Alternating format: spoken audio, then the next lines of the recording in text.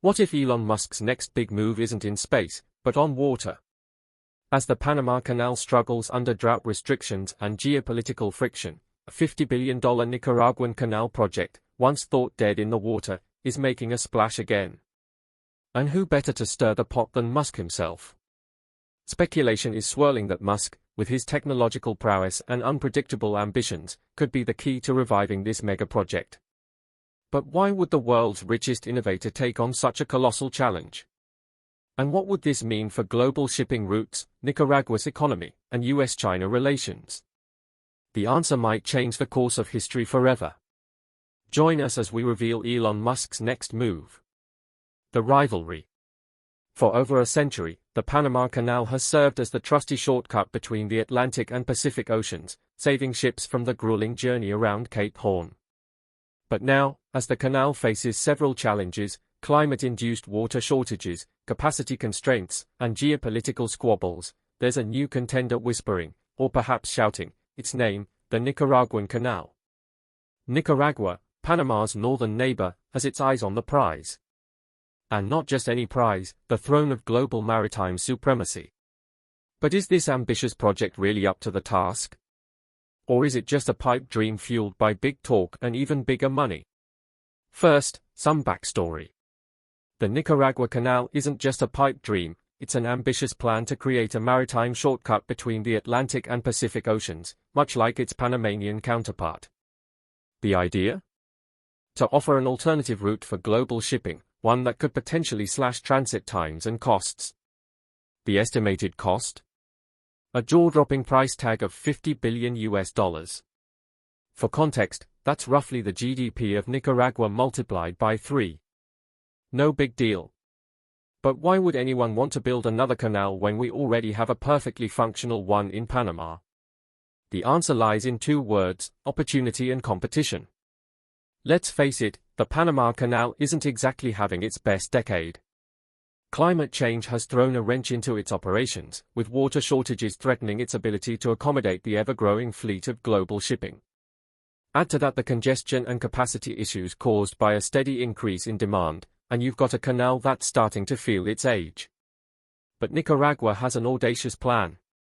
The idea is simple: build a bigger, better canal that can handle larger ships, reduce transit times, and offer an alternative route for global trade. In theory, this would not only ease the burden on the Panama Canal but also create competition in a market that currently has none. But this whole issue isn't just about economics, it's also about geopolitics. If you thought this was just a regional spat between 2 Central American countries, think again. The Nicaraguan Canal has caught the attention of none other than China, a global superpower with a penchant for ambitious infrastructure projects and an appetite for strategic influence. China's interest in the canal isn't exactly subtle. By backing the project, both financially and politically, China could secure a direct competitor to the US-influenced Panama Canal. For Washington, the prospect of China gaining control, or even significant influence, over a major trade artery in Central America is nothing short of a nightmare. It would shift the balance of power in global shipping and give Beijing a foothold in what has traditionally been America's backyard. And let's be honest, the US-China beef doesn't need any more seasoning. But is this Nicaraguan canal even feasible? On paper, it sounds like a game changer. In reality, it faces more hurdles than an Olympic track meet. First off, there's the sheer scale of the project. Building a canal of this magnitude would involve cutting through 170 miles of land, including Lake Nicaragua, the largest freshwater lake in Central America. Environmentalists are already clutching their pearls at the thought of the ecological damage this could cause. Then there's the funding. While $50 billion might sound like pocket change to someone like Elon Musk, it's an astronomical sum for Nicaragua. And let's not forget about public opinion. Many Nicaraguans are skeptical of the project, questioning whether it will actually benefit their country or simply line the pockets of foreign investors. Protests have erupted in the past, with locals fearing displacement and environmental destruction. Did any of these make any effect? Of course, for a while, all these concerns led to delays that made some believe the project was dead in the water. But recent developments suggest otherwise. Headlines are buzzing with news that the Nicaraguan government plans to revive the canal project in 2025. After years of uncertainty, it seems this long-discussed competitor to the Panama Canal is back on the table. The question is, will it work this time? And while the idea of a new canal sounds exciting, it's hard to ignore this lingering question of demand.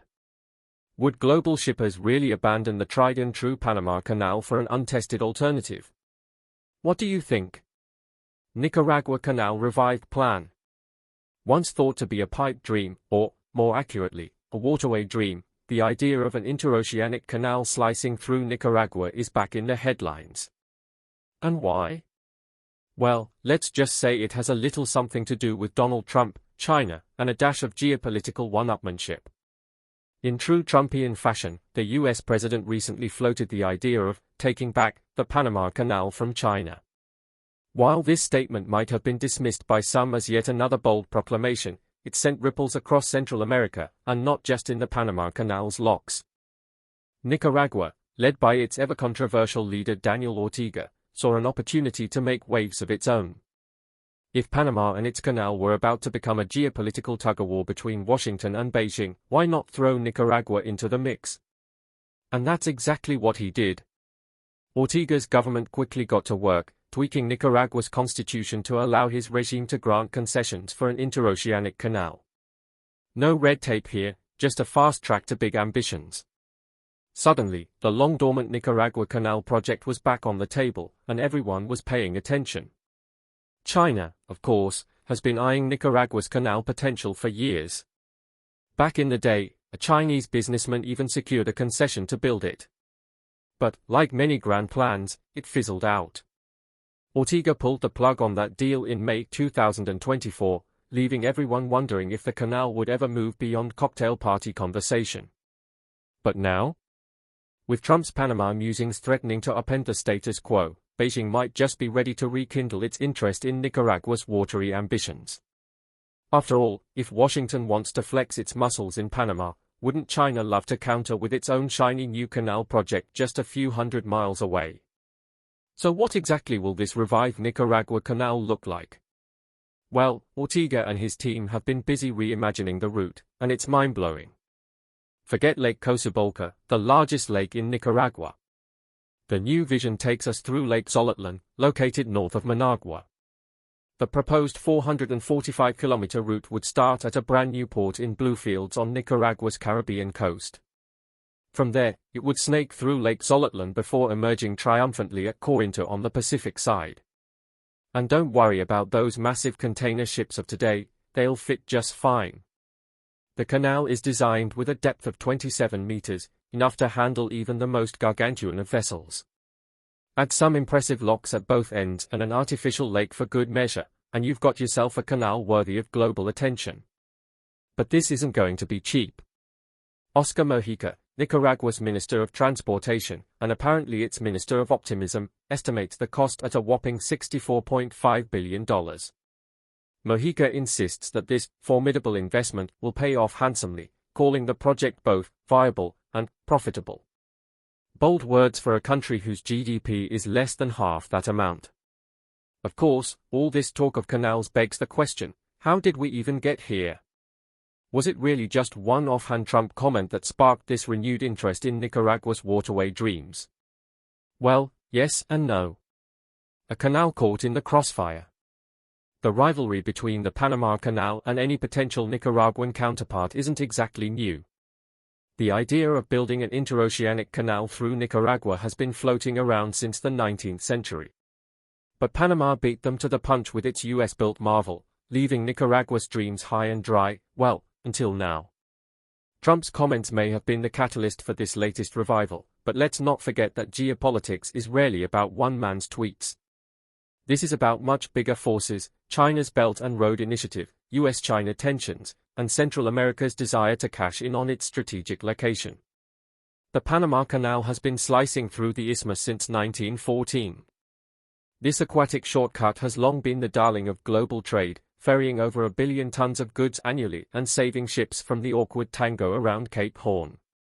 But lately, this marvel has found itself in murky waters, and not just because of rising sea levels. The canal, once a symbol of international cooperation and ingenuity, is now at the center of a geopolitical soap opera featuring China, the United States, Central America, and a cast of diplomatic finger-pointers. On the 30th of January, U.S. Secretary of State Marco Rubio said he had zero doubt that China has a contingency plan to shut down the Panama Canal in the event of a conflict with the United States. Rubio's comments came during an interview on the Megyn Kelly Show, where he channeled his inner Nostradamus to warn about Beijing's growing influence over this strategic waterway.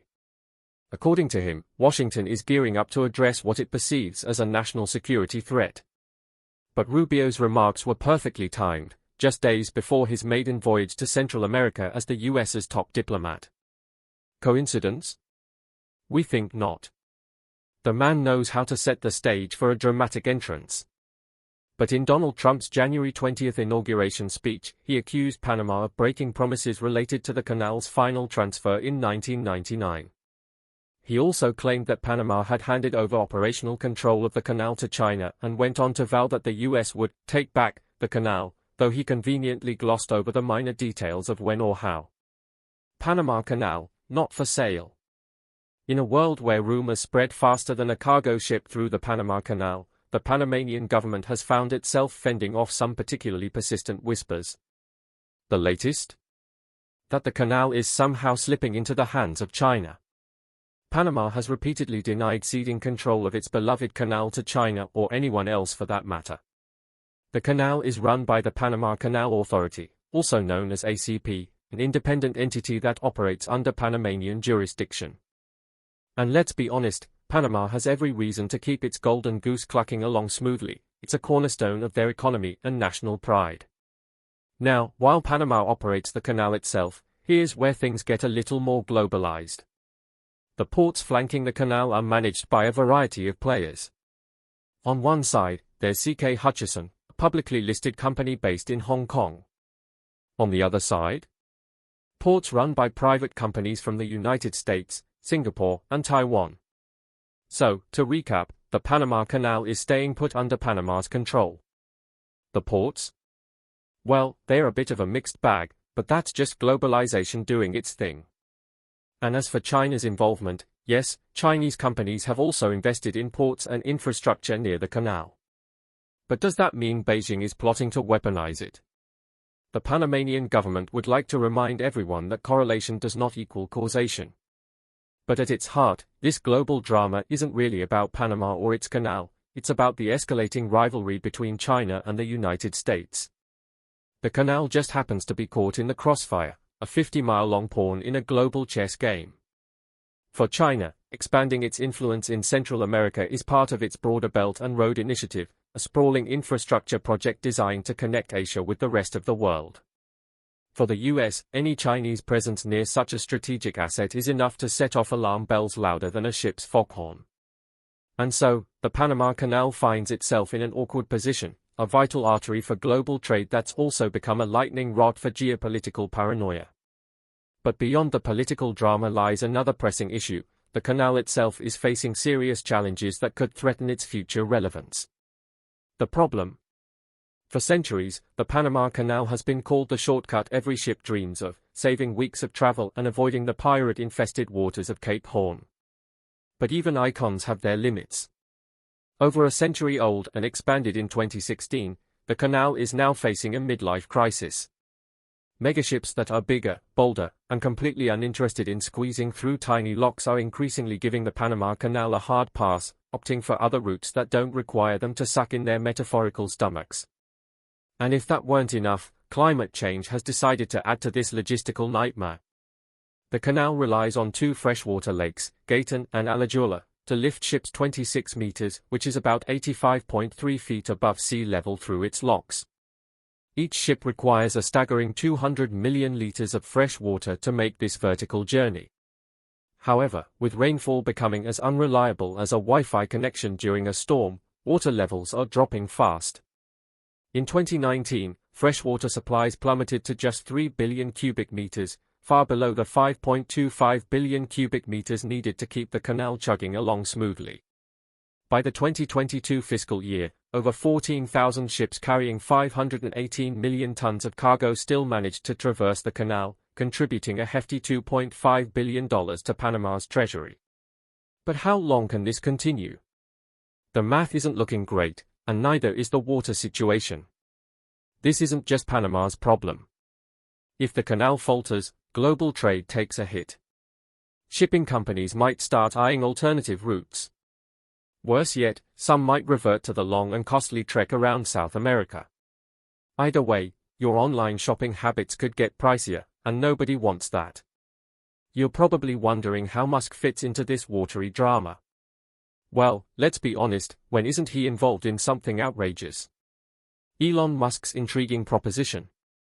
Elon Musk, the billionaire entrepreneur and part-time internet provocateur, has once again waded into murky geopolitical waters, this time, quite literally. The man behind Tesla, SpaceX, and a Twitter rebrand no one asked for, has shared his thoughts on the current Panama Canal drama. And, as always, the question isn't just what he thinks, it's why he's thinking about it at all. During a fiery speech at AmericaFest in Arizona, Trump accused Panama of overcharging for canal usage and warned of potential Chinese influence in the region. Has anyone ever heard of the Panama Canal? He asked the crowd, as though it were a niche indie band. He followed this up with a post on Truth Social featuring an American flag photoshopped over a waterway with the caption, "Welcome to the United States Canal." Subtle, it was not. Trump also suggested that Panama had violated the moral and legal principles of the 1977 treaties that handed control of the canal back to Panama. Naturally, his comments sparked an international uproar. But amidst all the noise, one cryptic post from Elon Musk managed to steal the spotlight. Shortly after Trump's remarks lit up headlines, Musk took to X, formerly known as Twitter, and posted, "2025 is gonna be so lit." No context. No follow-up. Just a casual MIC drop into the digital abyss. But was he referencing Trump's bold declaration? Predicting a future where SpaceX cargo ships bypass earthly canals entirely? Or simply trolling us all for fun? As CEO of Tesla, SpaceX, Neuralink, and a growing list of ventures, Musk knows better than most how fragile global supply chains can be.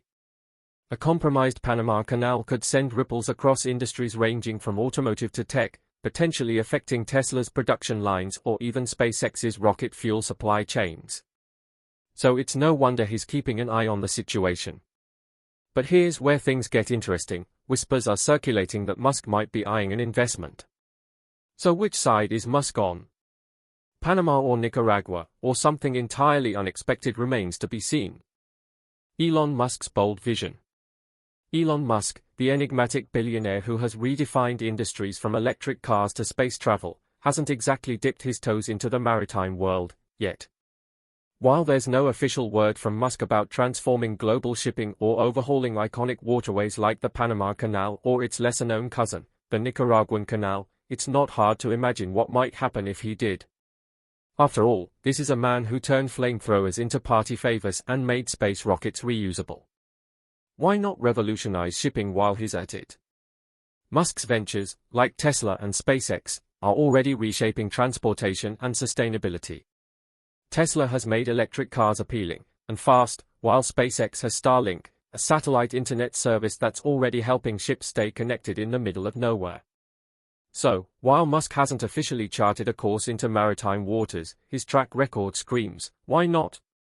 Shipping is a massive industry, responsible for moving 90% of global trade, but it's also a notorious environmental offender. Cargo ships burn heavy fuel oil, spewing out more carbon dioxide than some countries. Add to that inefficiencies like port congestion, outdated logistics systems, and fragmented communication networks, and you've got an industry ripe for disruption. But with Musk's trademark bold thinking, this will change. As Musk once said, some people don't like change, but you need to embrace change if the alternative is disaster. And disaster is exactly where shipping is headed if it doesn't clean up its act. So, what could Musk do if he decided to take on the transformation of something as iconic as the Panama Canal or Nicaraguan Canal? The bigger picture. First on Musk's agenda would likely be tackling shipping's carbon footprint. Forget diesel-powered cargo ships puffing out black clouds like chain-smoking dragons. Imagine fleets of zero-emission vessels powered by green hydrogen or advanced electric systems. These ships could charge at renewable energy hubs strategically positioned at ports, think solar farms, wind turbines, or even floating power stations. And knowing Musk, these wouldn't just be efficient, they'd be cool. Picture sleek, futuristic vessels that look like they've sailed straight out of a sci-fi movie. Maybe they'd even have Tesla's autopilot tech built in, because why not? Speaking of autopilot, let's talk about self-navigating ships. Musk could bring Tesla's expertise in AI and real-time data processing to the high seas. These ships wouldn't just follow preset routes like today's vessels, they'd actively adapt to real-world conditions. Port congestion? Reroute. Storm brewing? Avoid it. Pirate-infested waters? Deter or deploy laser cannons? Okay, maybe not. These AI-driven ships would optimize fuel use and reduce human error, making shipping safer and more efficient. And let's be honest, the idea of a ship captained by an algorithm named Captain Neural Net has a certain appeal. One of the biggest headaches in maritime shipping is fragmented communication systems. Ships are often out of range of reliable internet, leading to delays in tracking and information sharing. This is where Starlink, SpaceX's satellite internet service, comes in. With Starlink-equipped ships, real-time global communication would become the norm. Accurate tracking? Check. Precise estimated time of arrivals, also known as ETAs? Double check. Customer transparency? Triple check. And let's not forget the crew, they'd finally get decent Wi-Fi for Netflix binges during downtime. Musk doesn't just think about point A and point B, he obsesses over everything in between. So why stop at transforming ships when you can revolutionize intermodal logistics too? He'd work on high-speed hyperloop systems connecting ports to inland hubs. This way, cargo would be whisked away in low-energy pods at speeds that make today's trains look like snails on vacation. This would slash transportation times and costs while reducing reliance on fossil fuel trucks. Plus, it sounds way cooler than waiting for a container to be unloaded by a creaky crane. If Musk were to take on any of these canals, expect nothing less than a high-tech marvel. AI-powered traffic management systems could optimize ship flow through the canal, reducing wait times and maximizing efficiency. Renewable energy could power canal operations, making it a model of sustainability. And let's not rule out some wild ideas, this is Elon Musk we're talking about. Maybe he'd propose an underground hyperloop alternative to bypass the canal altogether. Or a floating canal that moves with the tides. Or a fleet of autonomous tugboats named after characters from The Hitchhiker's Guide to the Galaxy. The possibilities are endless.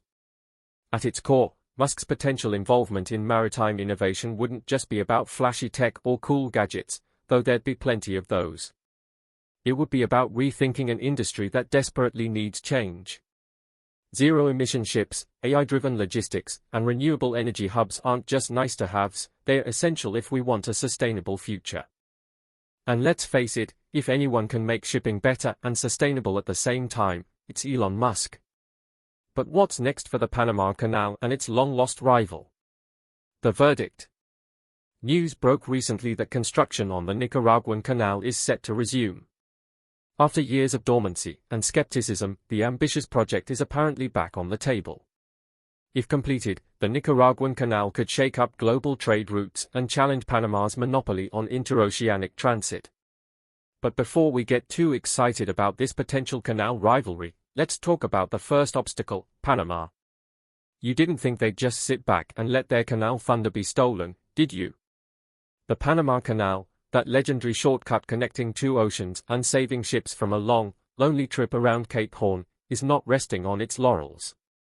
In response to inquiries from La Estrella de Panama, which means the Star of Panama for the non-Spanish speakers, the canal's authorities reaffirmed their commitment to staying at the top of the global maritime game. Their strategy? Offering safe, reliable, and efficient transit services while keeping a sharp eye on any other logistical projects that might try to steal their thunder. But will all this be enough? Let's not forget, they reminded us with just the right amount of humble brag, Panama is the only country where you can hop from the Pacific Ocean to the Atlantic in just 80 kilometers. That's right, no other nation can claim this kind of geographical VIP pass. And Panama has made sure to capitalize on it, boasting not just the canal but also ports on both coasts, a buzzing air hub, an interoceanic railway, top-notch telecommunications, a financial sector with international swagger, and a growing tourism industry. And did we mention the canal connects 180 maritime routes, serves 170 countries, and links up with 1,920 ports worldwide? If the Panama Canal had a LinkedIn profile, it would be flexing all over your feed. But while Panama is busy being the life of the global trade party, the Nicaragua Canal project has been making waves, and Adrian Ossa, president of the Panama Canal Pilots Association, has some thoughts. Nicaragua, he said with diplomatic tact, has every right to look for new ways to make money for its people. What he simply meant was, sure, they can try, but good luck competing with us. Still, Ossa isn't just sitting back and sipping coffee. He knows Panama can't afford to get complacent. The key to keeping the Panama Canal competitive, reliable, and profitable, he explained, is to keep evolving sustainably. However, there's a big challenge looming on Panama's horizon, and no, it's not just Nicaragua's canal dreams. It's water. The essential liquid most of us take for granted is becoming a pressing concern for both Panama's people and its world-famous canal. Ossa didn't mince words, we've got to secure water consumption for our population and sustain canal operations. If we drag our feet on this issue, the international community will start getting nervous. And when global trade gets nervous, other countries start cooking up alternatives, just like Nicaragua is doing now. So the Panama Canal isn't just a marvel of engineering, it's also a masterclass in staying relevant in a world where competition is always lurking around the corner. Sure, they've got history, geography, and infrastructure on their side, but as any savvy operator knows, staying on top means never standing still. But what does this competition mean for global trade? And what happens if the Nicaragua Canal wins? If, and it's a big if, the Nicaraguan Canal is completed, it could be a game-changer for global trade. Larger ships would have more options for crossing between oceans, potentially reducing congestion at the Panama Canal. Shipping companies might enjoy lower costs and more flexibility.